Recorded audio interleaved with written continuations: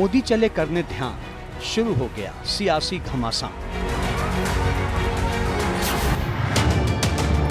मोदी के कन्याकुमारी दौरे पर सियासत उफान पर है। विपक्ष मोदी के दौरे और इसके कवरेज पर सवाल उठा रहा है। दिल्ली से लेकर यूपी, बिहार, बंगाल, हर जगह मोदी के इस दौरे की चर्चा है। विपक्ष को डर सता रहा है कि चुनाव प्रचार के खत्म होने के बाद मोदी का ध्यान बीजेपी को फायदा पहुंचा सकती है।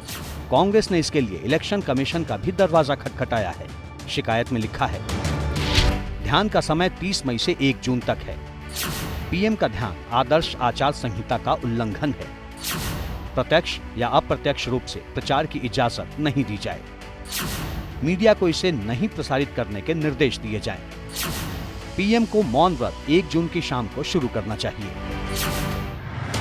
कांग्रेस समेत पूरा विपक्ष मोदी के ध्यान पर सवाल उठा रहा है। कहीं समुंदर में डूबते हैं, कहीं गंगा में डूबते हैं, कभी गुहा में जाते हैं, कभी अकेले तपस्या करते हैं। उस तपस्या का फल अगर उनको मिलने वाला है तो मुझे मालूम नहीं। सुना है परिणाम आने से पहले ही दूर चले गए हैं,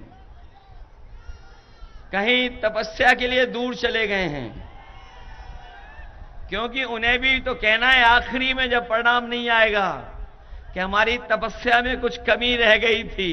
जिस व्यक्ति ने 7 चरण में भैंस, मंगलसूत्र से लेकर मुजरे तक की बात की हो तो उसको तो आत्मचिंतन के लिए ध्यान की आवश्यकता है। खूब ध्यान करिए, बल्कि आपको जरूरत है। 2 दिन क्या 6 दिन का ध्यान करिए। अब 5-6 जून को आइए, लेकिन कैमरा मत ले जाइए। आखिरी चरण में बंगाल की 9 सीटों पर चुनाव होने हैं। ऐसे में ममता भी इस दौरे पर उंगली उठा रही हैं।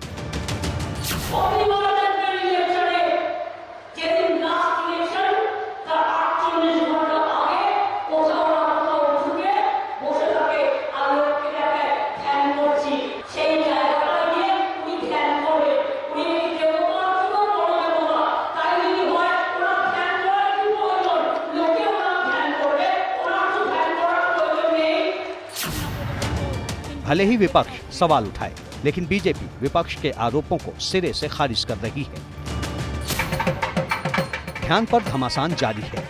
जनता सब देख रही है, सब सुन रही है। अब देखना है कि आखिरी चरण में बची 57 सीटों पर इसका कितना असर पड़ता है।